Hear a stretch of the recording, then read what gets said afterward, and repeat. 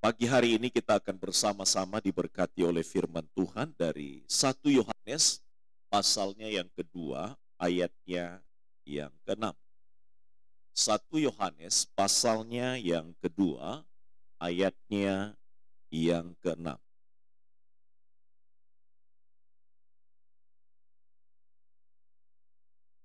Kita akan membaca bersama-sama bagian firman Tuhan tersebut dan saya mengajak kita untuk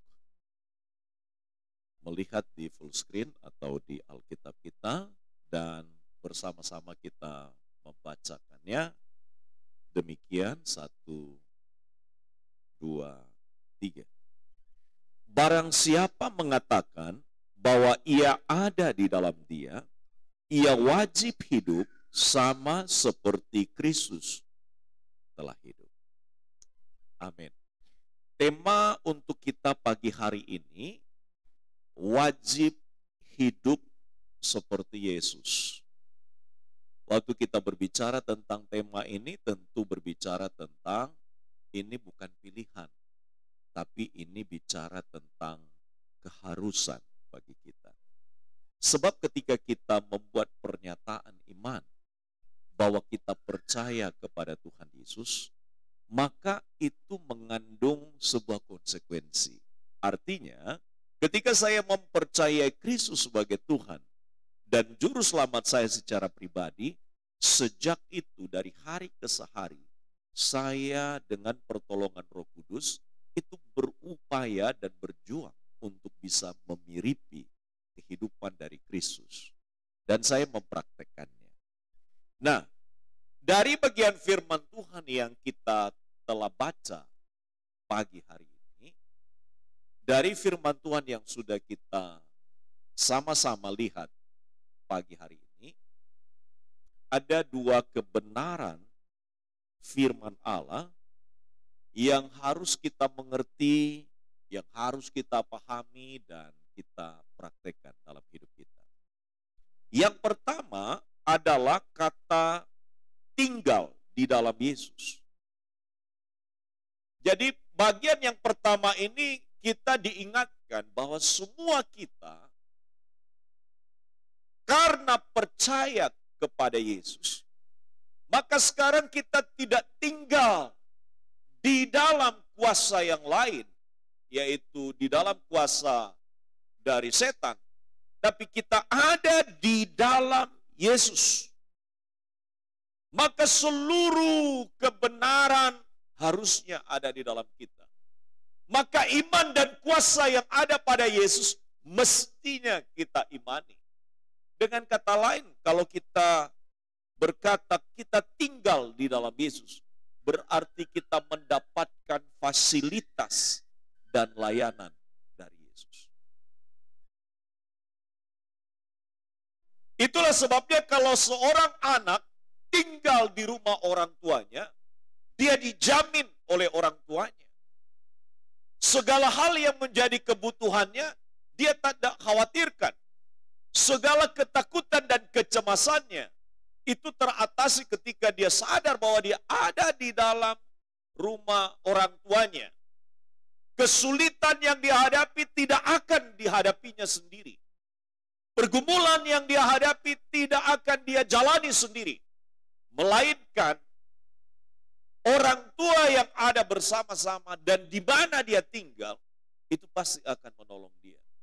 Karena itu berbahagialah, berterima kasihlah bagi anak-anak yang tinggal di dalam rumah orang tuanya.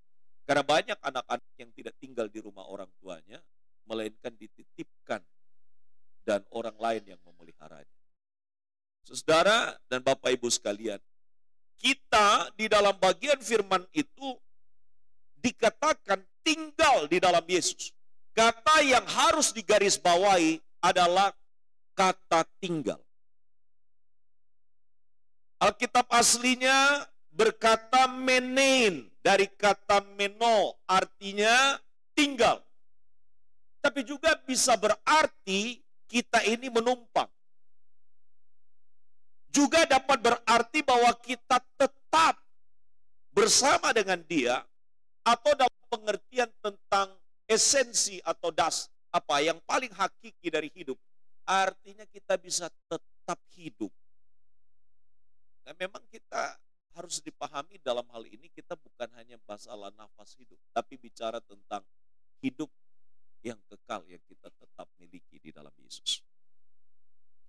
Jadi dengan demikian maka kata ini berarti mengingatkan kita bahwa sejak kita percaya kepada Yesus, kita tinggal di dalam Yesus, kita menetap di dalam Yesus, tak beralih dari Yesus, maka kita juga tetap hidup di dalam Yesus dan menikmati ketinggalannya kita dan menikmati tinggalnya kita bersama-sama dengan Tuhan. Versi Alkitab Bahasa Indonesia sehari-hari di halaman 468 itu mencatat demikian.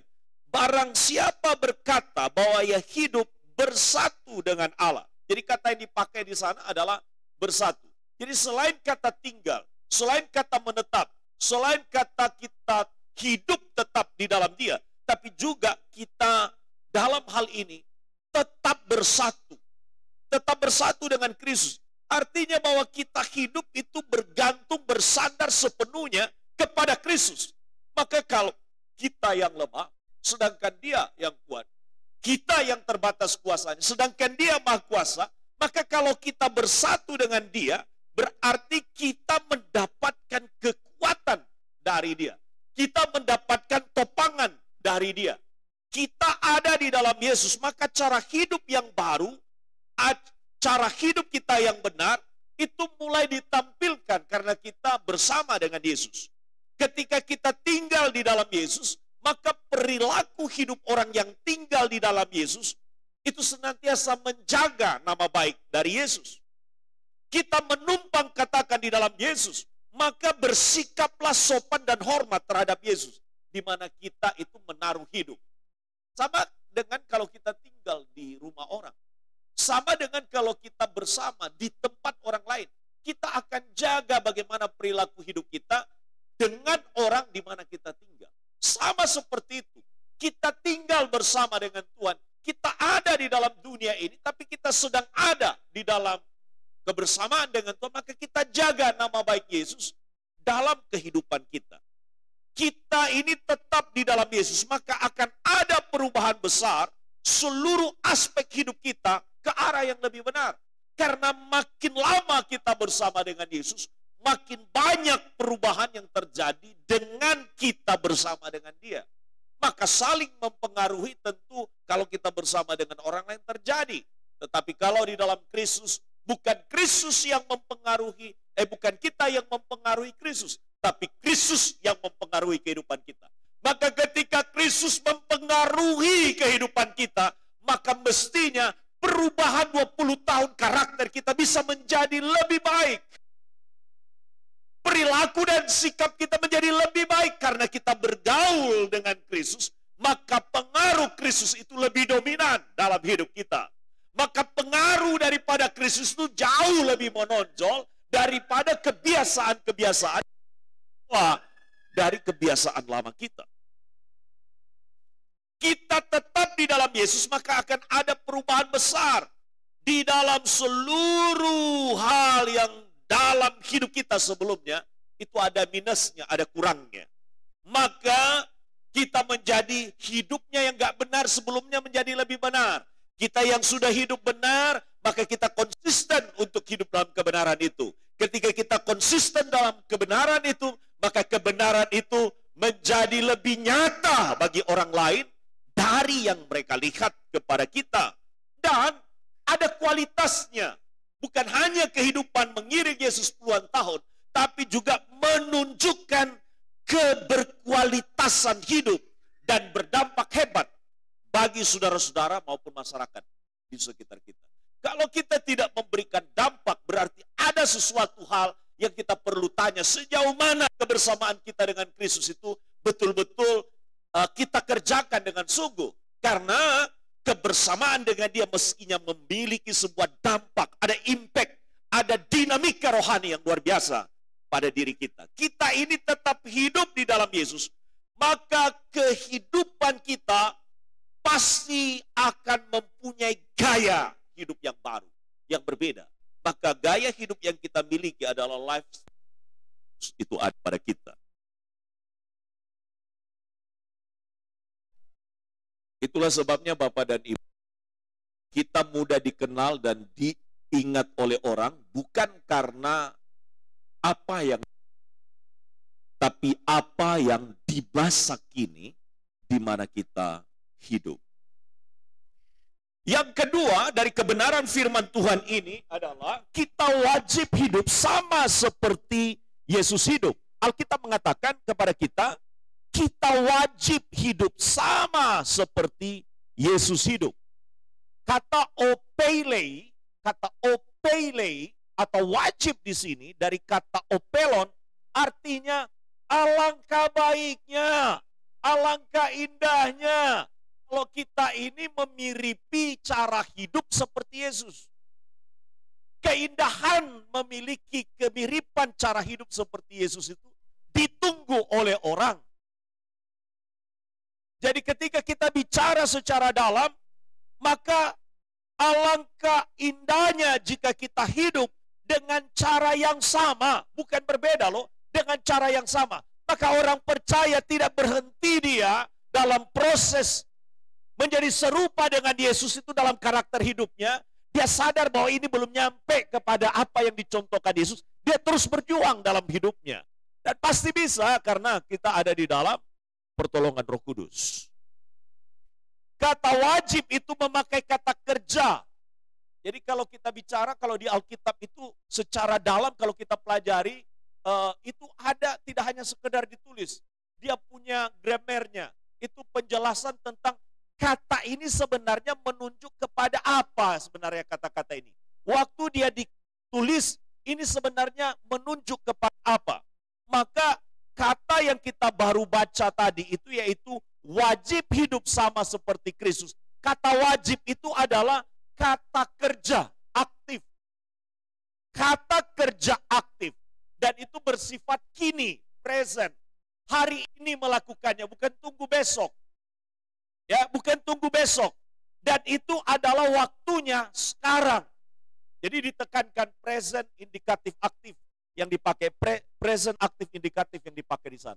Artinya kita dengan sengaja secara aktif melakukan tindakan untuk menjadi serupa dengan Kristus itu bukan hanya sewaktu-waktu, bukan hanya 1 hari, 2 minggu, 1 bulan, tapi terus menerus itu terjadi dalam hidup kita dan kita kerjakan.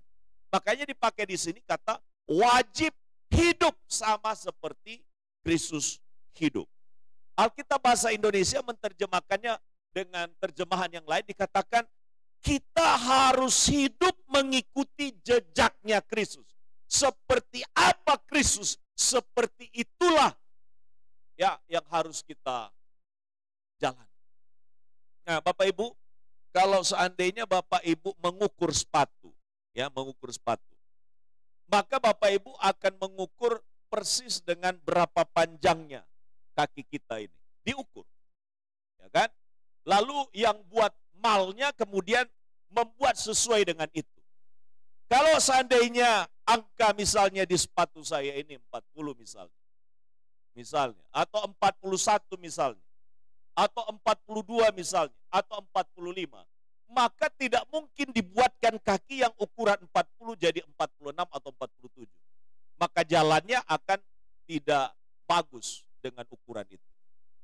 Mengapa orang percaya jadi aneh cara hidupnya?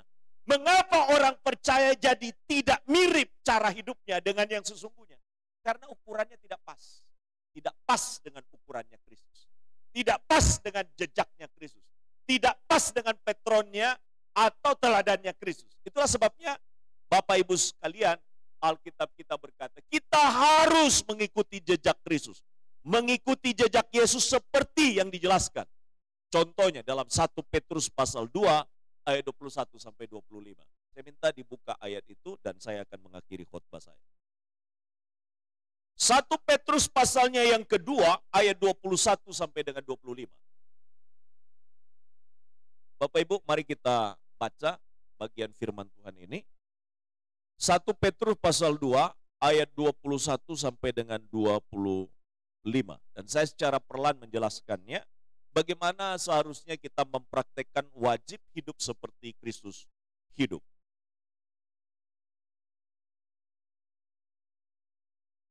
Sudah muncul di full screen? Dah, baik. Kita lihat sama-sama. Ya, 1, 2, 3.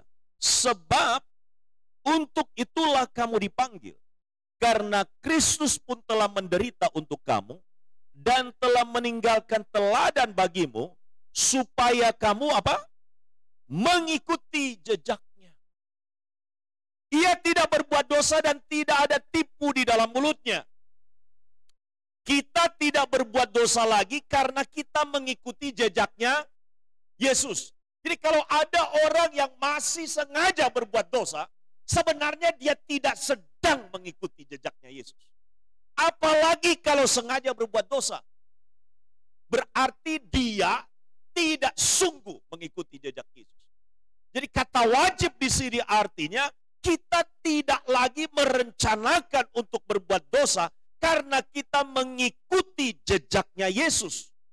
Kita tidak menipu lagi orang lain karena kita mengikuti jejaknya Yesus. Kita tidak membohongi orang lagi karena kita sudah mengikuti jejaknya Yesus. Amin. Ini yang disebut dengan wajib hidup sama seperti Yesus hidup. Dengan mengikuti jejaknya. Nah, ketika, oke lanjut lagi ayat 23. Oke kita lanjut, 1, 2, 3. Ketika ia dicaci maki, ia tidak membalas dengan mencaci maki. Ketika ia menderita, ia tidak mengancam. Tetapi ia menyerahkannya kepada Dia yang menghakimi dengan adil. Bagaimana cara hidup yang wajib mengikuti jejaknya Yesus? Di dalam bagian ini dikatakan kita tidak lagi mencaci maki orang. Kalau dalam bahasa di bagian timur sana, kita itu ini omong apa? Omong kotor atau omong sembarang sah. Sudah tidak lagi. Walaupun itu seperti orang hanya guyon atau hanya gurau. Kita tidak lagi melakukan tindakan, tidak mencaci maki orang lagi. Karena Kristus tidak memberikan contoh mencaci maki orang. Kemudian dikatakan, kalau kita mengikuti jejak Yesus, kita tidak lagi mengancam orang. Nah, ini teksnya bicara tentang apa? Mengancam orang karena kita diancam oleh karena kita mengikuti Yesus. Tapi kita tidak balik mengancam. Ya, tidak balik mengancam. Jadi tidak mengancam orang kalau ia menderita atau kita menderita karena iman kepada Yesus. Tetapi apa? Lapor saja kepada Tuhan.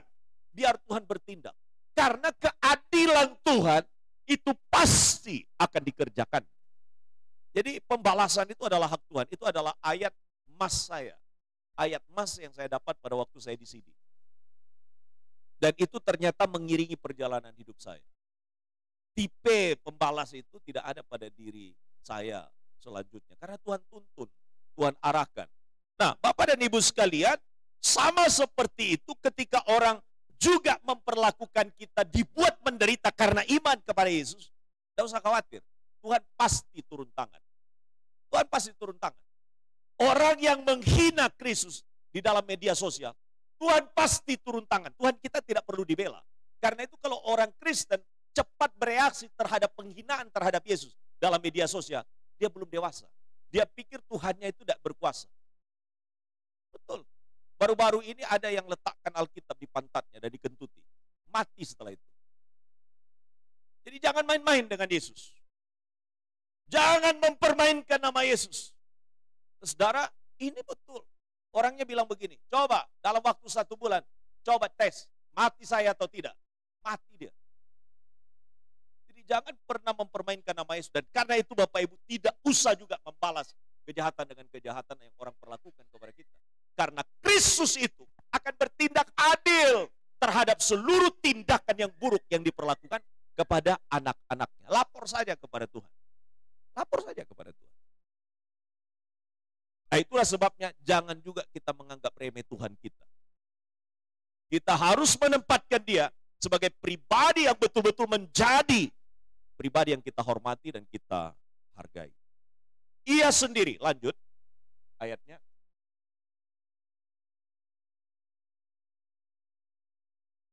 Ya, oke, sama-sama.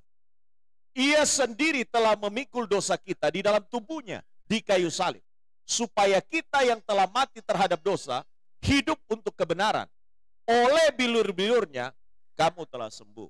Saudara yang dikasihi oleh Tuhan, firman-firman ini masih berlaku untuk kita. Firman-firman itu masih dikerjakan asalkan kita mengimaninya. Karena kita ada dalam penggembalaan Yesus, ya. Ada ayat selanjutnya, selesaikan. Sebab dahulu kamu sesat seperti domba, tetapi sekarang kamu telah kembali kepada gembala dan pemelihara jiwamu. Ingat baik-baik, pribadi Yesus adalah pribadi yang kita contoh, itu yang wajib kita contoh, adalah gembala kita. Kalau Bapak Ibu meneladani hidup saya, itu baik. Itu tidak salah. Tapi ada gembala kita yang agung, yang menggembalakan kita, yang memelihara jiwa kita. Itulah sebabnya Bapak dan Ibu sekalian, kita bersama-sama harus ingat, mengapa kita wajib hidup sama seperti Kristus Yesus. Kenapa? Karena kita digembalakan oleh Dia. Seorang gembala itu berharap harapan-harapannya kepada orang yang digembalakannya.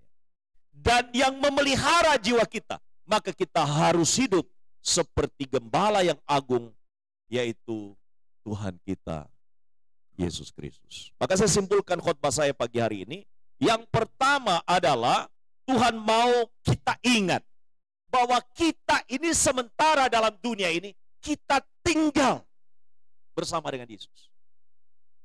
Jadi harus sadar itu. Kalau kita tinggal bersama dengan Yesus, berarti kita senantiasa ingat Dia yang pimpin kita, Dia yang arahkan kita, dan karena itu kita mau untuk terus untuk diarahkan oleh Dia. Lalu apa? Kita mengikuti hal-hal yang menjadi arahan tuntunannya bagi kita. Lalu kita menghormati Dia, menghargai Dia sebagaimana pribadi yang kita sendiri tinggal. Ya, kita menghormati Dia. Yang kedua adalah kita wajib hidup. Kata wajib itu bukan pilihan. Kita wajib hidup sama seperti Kristus hidup. Dan Alkitab kita memperinci kepada kita, kita tidak berbuat dosa lagi, kita tidak menipu lagi, kita tidak mencaci maki orang, tidak mengancam orang, dan tidak berbuat dan bertindak hal-hal yang tidak pernah dilakukan oleh Kristus. Dan itulah sebabnya di bagian terakhir saya katakan kalimat yang penting. Kalau kita mau seperti Yesus, maka kita harus belajar untuk bisa satu persatu memperbaiki dan menotok kembali aspek-aspek kehidupan kita yang belum memiripi Dia. Tuhan memberkati kita dan kita berdoa.